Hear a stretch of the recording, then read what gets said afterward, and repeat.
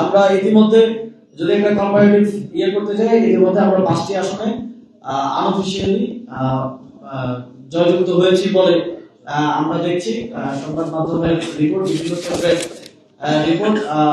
বেসরকারিভাবে আমরা জয়ী হয়েছে বলে দেখছি। সেই 5টি আসন হচ্ছে কুমিল্লা 4 হাসান আব্দুল্লাহর যে আসন, তিনি কোন কেন্দ্রে হারেননি, প্রত্যেকটি কেন্দ্রে তিনি বিজয়ী হয়েছেন এবং বিপুল ভোটে তিনি জয়লাভ করেছেন।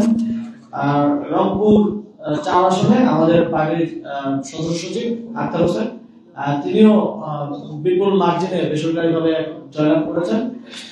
আমাদের নোয়াখালী 6 আসনে হাতিয়ায় আপনারা জানেন আব্দুল হান্নান মাসুদ আমাদের প্রার্থী, তিনিও ভালো ব্যবধানে সেখানে জয়লাভ করেছেন। সারাদিন আমরা আপনাদেরকে কনসার্ন জানাচ্ছিলাম সেই আসনে অনেক সাধারণ ভোটারদেরকে ভোট দিতে দেওয়া হয়নি, কারণ তারা আগে বুঝতে পারছিলেন যে সেই আসনে আমরা জয়লাভ করবো, সে কারণে প্রার্থীদেরকে সেখানে বাধা দেওয়া হয়েছে ভোট দেওয়ার ক্ষেত্রে।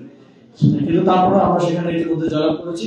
নারায়ণগঞ্জ 4 আসনে আমাদের প্রার্থী আব্দুল আলমী, তিনিও ইতিমধ্যে ভালো মার্জিনে এগিয়ে আছেন এবং আর যে কটা কেন্দ্র বাকি আছে সেখানে আমরা বলতে পারি যে তিনি ইতিমধ্যে জয়লাভ করেছেন। আর ঢাকা 11 আসনে আমাদের পার্টির সম্মিলিত আহ্বায়ক নাহিদ ইসলাম, তিনি প্রার্থী, তিনিও এখন পর্যন্ত পাওয়া খবর অনুযায়ী অনেক এগিয়ে আছেন।